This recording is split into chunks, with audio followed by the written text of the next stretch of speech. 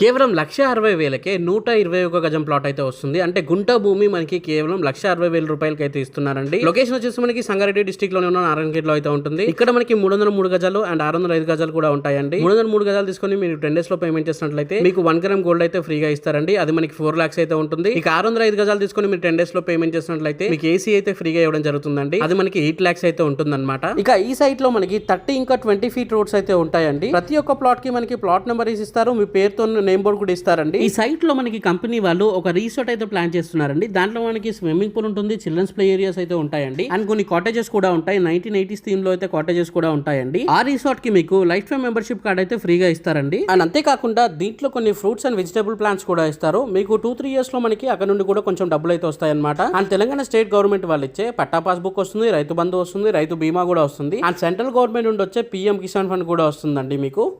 ఇక సైట్ కి దగ్గరలో మనకి 13,000 acres లో నిమ్స్ ప్రాజెక్ట్ అయితే రాబోతుందండి. దాంట్లో చాలా కంపెనీస్ అయితే వస్తాయి. ఫ్యూచర్ లో మనకి ఫుల్ ఎంప్లాయ్మెంట్ అయితే రాబోతుంది.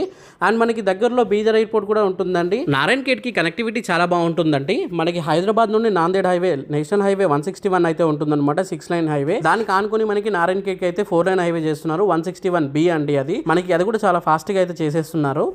సో ఇది ఈరోజు వీడియో అండి. దయచేసి మన ఛానల్ని సబ్స్క్రైబ్ చేసుకోండి. ఎవరైతే ఇన్స్టా ఫేస్బుక్లో చూస్తున్నారో ఫాలో చేయడం మాత్రం మర్చిపోకండి. అండ్ వీడియోని లైక్ చేయండి. మీకు ప్రాపర్టీ ఏరియాలో కావాలో కామెంట్ చేయండి. Thank you for watching this video. జై హింద్, బై బాయ్.